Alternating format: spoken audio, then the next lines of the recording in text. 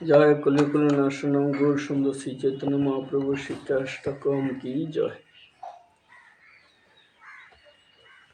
চৈতদর্পণমার্জনম ভব মহাদবগ্নি নির্বাপনম সকর্ব চণ্ডিকা বিতরণং বিদ্যাবোধু জীবনম আনন্দাম্বুধিবর্ধনং প্রতিপদং পুণ্যমিতা সাধনং সর্বাত্মা স্নপনং পরং বিজয়তে শ্রীকৃষ্ণ সংকীর্তনম নাম নামকারী বহুধা নিজ সর্বশক্তি তত্রাবৃত নিয়মিত শরণান কাল এতাদৃশি তব কৃপা ভগবান উন্মাপি দুর্দেব নির্দেশমিয়াজনী নানুরাগ তৃণাদপি সুনিচয়ন তরুরূপী সহিষ্ণুন অমানিন মনদন কীর্তনিয়া সদা হরি ন ধনং ন জনং ন সন্দিনী কবিতাং বা জগদীশয় কাময় মম জন্মনি জন্মেশ্বর ভগবত ভক্তিরহিত গীতৈ অয়ি নন্দ তনুজি কিঙ্করং পতিতং মং বিস্মং ভবাম্বুদ কৃপতব পদ পঙ্কজ স্ত্রীপিবলি সদৃশ বিচিন্ত নয়ন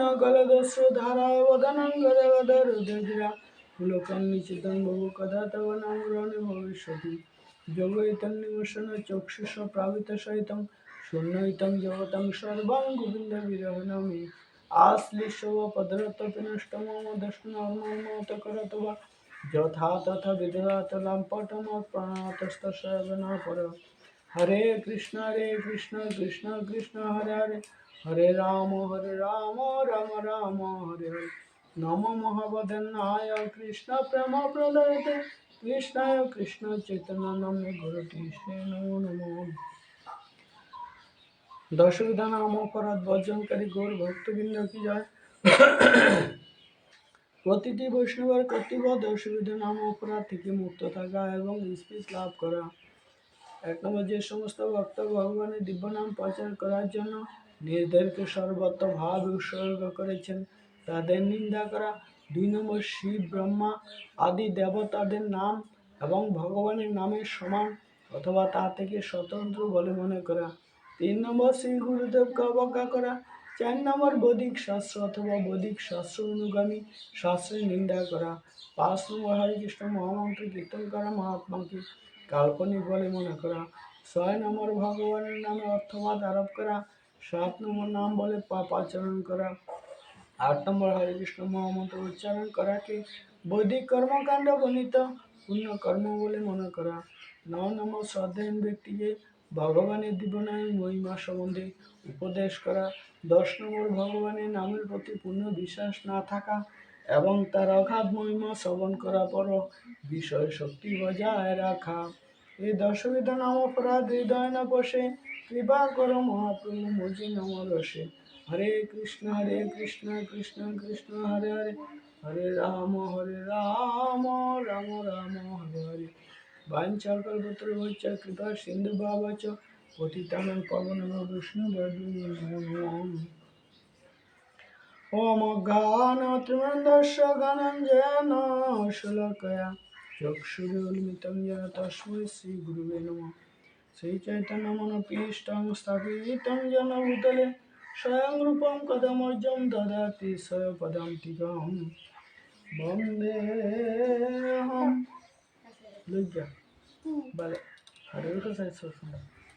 वन्देऽहं श्रीगुरु श्रीयुतपादकमलं श्रीगुरुं वैष्णवांच श्रीरूपसाग्रजातं सहगण रघुनाथं नितं तं सजीवं साद्वैत सावधूतं परिजनसहितं कृष्ण चैतन्यदेवं श्रीराधा कृष्ण प्रधान सहगण ललितं श्रीविशाखान्वितं च। हे कृष्ण करुणा सिन्धु दीनबन्धु जगत्पते गोपेश गोपिकानन्द राधाकान्त नमोस्तुते। तप्त काञ्चन गौराङ्गी राधे वृन्दावनेश्वरी विश्वभानुसुते देवी प्रणमामि हरिप्रिये। वाञ्छाकल्पतरुभ्यश्च कृपा सिन्धुभ्यश्च पतितानां पावनेभ्यो वैष्णवेभ्यो नमो नमः। ॐ नमो भगवते वासुदेवाय। ॐ नमो भगवते वासुदेवाय। ॐ नमो भगवते वासुदेवाय। श्रीमद्भागवतम चतुर्थ स्कंद নবম অধ্যায় 64 নং শ্লোক। ব্যাপ বিদুর্য সোপানা পদ্ম উৎপল কুমন্দতি হংসকার কারণ্ডব কুলই জুষ্টার্চক্রা হসারই। এসে বাপ্য সরোবর বৈদুর্য পান্না সোপানা সিঁড়ির দ্বারা পদ্ম কমল উৎপল নীল পদ্ম কুমুদবতী কুমুদী নদীতে পূর্ণ হংস কারণ্ডব কুলই ঝাঁক জুষ্টা নিবাসকারী চক্রাহ চক্রবাক রাজহাঁস সারসই এবং সারস পক্ষীদের দ্বারা। রাজহাঁসের চক্রবাক বলা হয় শাস্ত্রীয় ভাষা। অনুবাদ: সেখানকার সরোবরগুলি পান্নার তৈরি,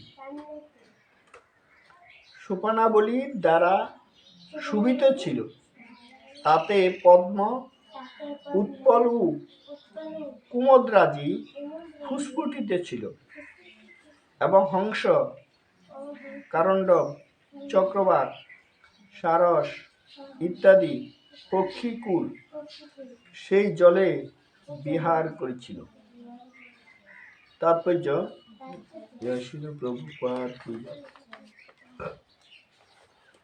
এই বর্ণনা থেকে বোঝা যায় যে প্রাসাদের চারিপাশে কেবল চিত্রবৎ বৃক্ষ সমন্বিত উদ্যান এবং বাগানই ছিল না, সেখানে অনেক মনুষ্য নির্মিত সরোবরও ছিল, যা বিচিত্র বর্ণের কমল কুমুদ আদি ফুলের দ্বারা শোভিত ছিল।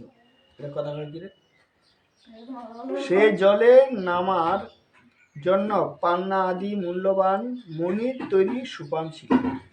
উদ্যান বেষ্টিত সে সমস্ত সুন্দর সরোবরে হংস চক্রবাক কারণ্ডব সারস আদি সুন্দর পক্ষীকুল বিরাজ করত।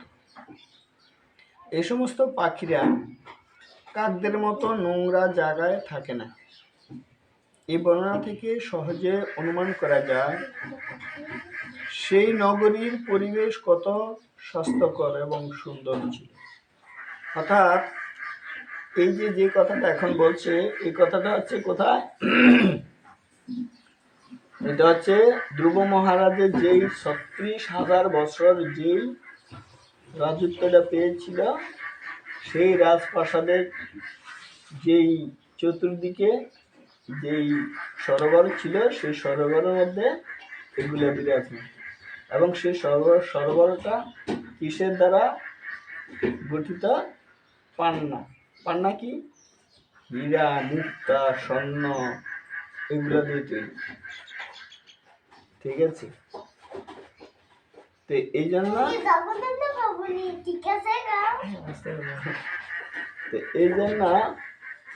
আমাদের প্রত্যেকেরই কর্তব্য সেখানকার দৃশ্যগুলা স্মরণ করা। এই জন্য ভগবান বলছেন, যে ভজে সে বড় অভক্তিহীন ছাড়, কৃষ্ণ ভজনে নাহি জাতি কুলাদি বিচার। কৃষ্ণ ভজন করতে গেলে কোনো জাতিভেদ লাগে না, যে সে কৃষ্ণ নাম করতে পারে, যেখানে সেখানে কৃষ্ণ নাম করতে পারে। কেননা ভগবান বলছেন, আমার থেকে নাম বড়, নাম থেকে ভক্ত বড়, ভক্ত থেকে ভক্তের চরণ ধুলি আরো বড়। তো ভক্তকে উদ্দে রেখেছেন ভগবান, তো ভক্তকে ভগবান উদ্দে রেখেছেন। এই জন্য বলছে ভক্ত যেখানে সেখানে যে কোনো সময় নাম করতে পারে, শুধু ভক্ত বলতে নয়, সকলকেই বিধান দিয়ে গেছে। কি বলছে? খাইতে শুইতে যথা তথা নামলয়, দেশকাল নিয়ম নাই সর্বসিদ্ধি। তো যেখানে সেখানে আপনি নাম করতে পারেন। তো নাম করতে কি বাধা আছে? না, কোনো বাধা নেই। হাতে করো গৃহ কাজ, মুখে বলো হরি, অনায়াসে দিবে পারি ভব সিন্ধু তরি। অনায়াসে দিবে তরি ভব সিন্ধু পারি। তাহলে ভব সিন্ধু পারিটা কিভাবে পারি দেব? অনায়াসে হরিনাম করতে করতে সেই নদীটি পাড়ি দিয়ে যেতে পারে। এই জন্য বলছে, কে যাবি ভাই ভব সিন্ধু পার, ধন্য কলি যুগ চৈতন্য অবতার। আমারও গৌরাঙ্গের ঘাটে